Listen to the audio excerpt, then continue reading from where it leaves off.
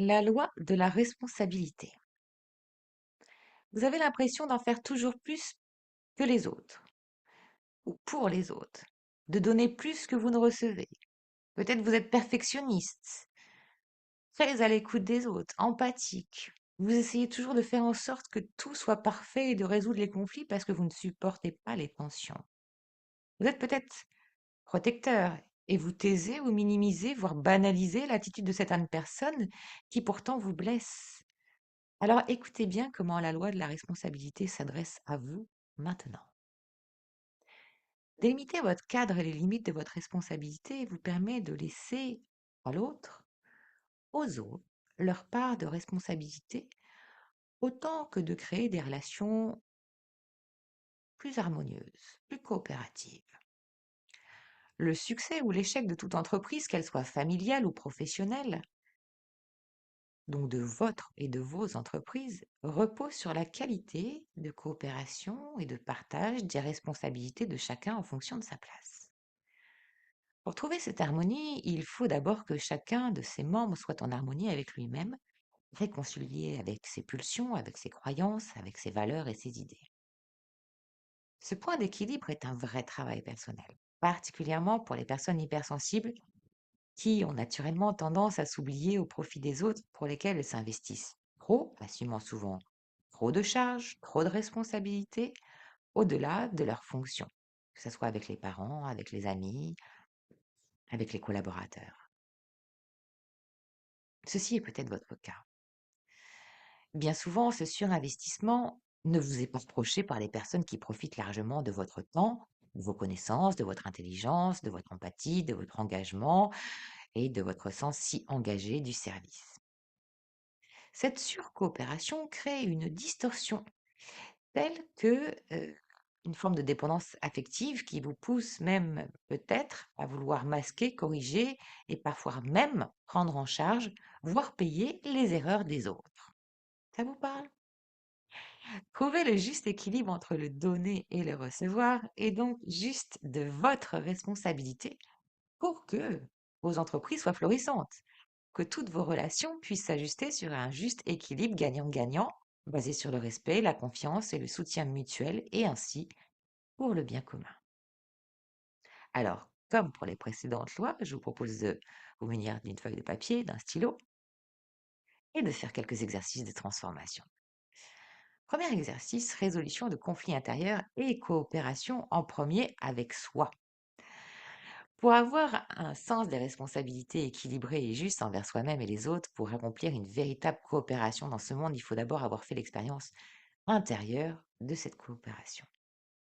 L'exercice qui va suivre agit sur votre subconscient afin d'harmoniser les parties conflictuelles de votre être. Il vous permet de régler vos conflits intérieurs tout en étant un excellent support de résolution de conflits dans nos rapports aux autres. Alors, je vous invite à créer un espace de paix intérieur par la respiration. Probablement que vous avez l'habitude déjà de ça. Et de visualiser un endroit, un espace de paix, avec un environnement qui vous sécurise, qui soit beau, qui soit harmonieux. Et vous imaginez une table avec deux chaises de chaque côté de cette table. Et vous allez inviter les deux parties opposées de vous-même, qui sont dans un conflit intérieur, à se révéler l'une après l'autre et à s'asseoir face à face sur ces chaises à cette table. Vous pourrez inviter, par exemple, une partie de vous-même qui représente votre esprit et une autre qui représente votre corps. Ou bien une partie de vous-même que vous aimez et une autre que vous n'aimez pas trop. Une partie venue du passé et une autre de l'avenir. Ou encore une partie de vous qui juge facilement et une autre qui aime pardonner. Qu'est-ce qui s'invite aujourd'hui, là, dans l'instant présent? Quelles sont les parties de vous? Et nous sommes des êtres multidimensionnels. Quelles sont les parties de vous qui demandent à s'inviter à cette table? Observez, respirez, souriez, contemplez les facultés de votre psyché. Qu'est-ce qui vient à votre écran? Demandez maintenant à chacune des parties quelles sont ses intentions positives à votre égard. Toutes les phases de votre subconscient ont leur raison, son d'être et chacune fait de son mieux pour servir l'autre. Observez l'attitude et la posture de chacune des parties et comment elles agissent et interagissent l'une avec l'autre. Sur quel mode de communication? Demandez aux parties, l'une après l'autre, et écoutez-les, de s'exprimer, d'exprimer leur point de vue, avec le plus d'objectivité possible, mais observez aussi les émotions qui vont avec. Est-ce que c'est la colère? Est-ce que c'est au contraire la résilience? Est-ce que c'est le doute? C'est la peur? C'est la tristesse? Ou au contraire, c'est la joie? C'est la foi? C'est l'harmonie? Et regardez comment en fait elles conversent. Et demandez-leur maintenant, elles se sont chacune exprimées, de trouver un terrain d'entente, de trouver cette voie du milieu, en votre centre.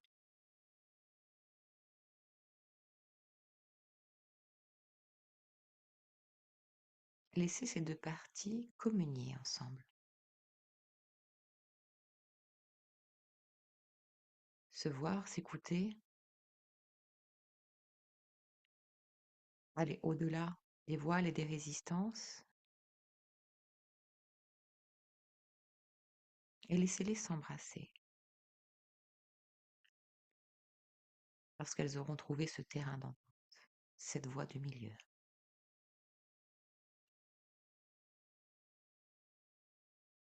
Vous voyez comme la paix s'installe en vous. Et dans cet état de paix, où vous avez posé la graine, le germe de la solution qui va ensuite se manifester en matière, vous pouvez être satisfait. C'était aussi simple que ça. Remerciez les deux parties. Remerciez votre inconscient de traiter ces informations de manière optimum pour votre plus grand bien et d'intégrer ces informations pour votre transformation dans les heures, jours et semaines à venir. Respirez.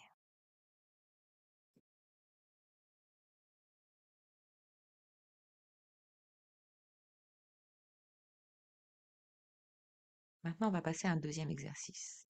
Développez votre sens des responsabilités équilibrées. Là encore, je vous invite à noter. Premièrement, vous allez lister les choses que vous ne faites pas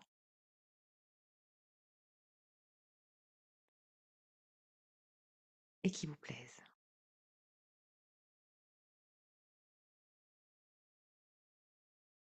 Vous allez lister les choses que vous faites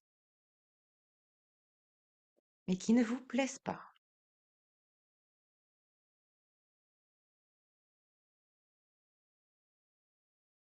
Et vous allez lister les choses que vous faites et qui vous plaisent.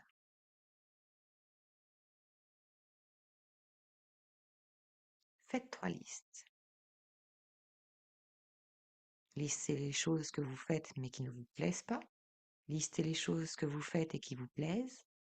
Listez les choses que vous aimez faire mais que vous ne faites pas encore.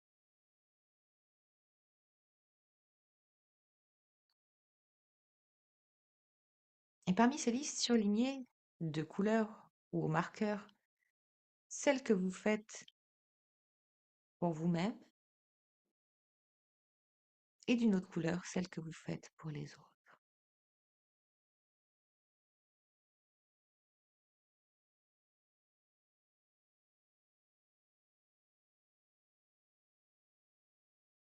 Et constatez.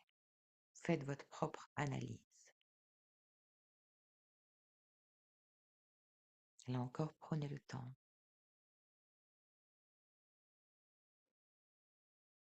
Cet exercice est essentiel.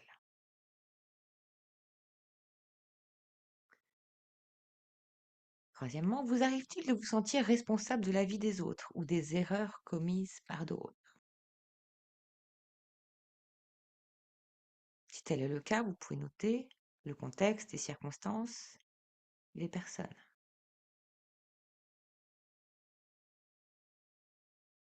l'origine, le pourquoi et le comment. Ensuite, Dans quel domaine de votre vie affective, familiale, professionnelle avez-vous tendance à surcoopérer, à vous sentir responsable pour les autres?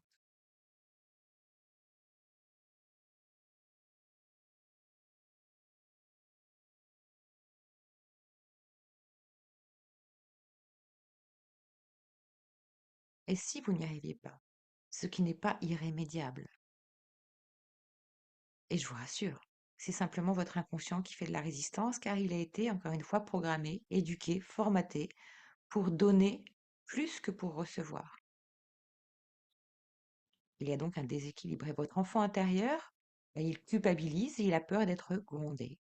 Donc il en fait toujours plus. Votre inconscient n'envisage pas qu'il pourrait faire autrement et que ça serait mieux pour lui car c'est ce qu'il a connu. Et il ne sait pas faire avec de la nouveauté si vous ne lui dites pas qu'à partir de maintenant, ça sera comme ça. Soyez un bon père, une bonne mère pour vous. Donc ce déséquilibre auquel votre inconscient s'accroche en drainant vos énergies vitales a plusieurs origines. Les traumatismes de votre enfance, aussi les blocages transgénérationnels, les blocages karmiques et les déséquilibres de vos polarités masculines et féminines. La bonne nouvelle, c'est qu'il vous est possible de replacer cet équilibre, comme on l'a dit, de remettre de la cohérence sur tous vos plans physiques, énergétiques, émotionnels, mental et spirituels. Il vous accompagne dans ce processus si c'est trop compliqué pour vous de suivre ces étapes tout seul et c'est bien normal. Retrouvez-moi sur méthodeagapé.com, je vous accompagne en mentoring individuel par des ateliers, des soins audio, des formations en ligne, des soins audio téléchargeables. J'espère que ce contenu vous a été utile et que vous en ferez bon usage. Merci de vos commentaires, merci de vos j'aime, merci de vos partages. Abonnez-vous à la Web TV Agapé en activant les notifications et je vous retrouve pour la prochaine loi universelle de l'équilibre. N'oubliez pas que votre bonheur se vit au présent et c'est à vous de le créer.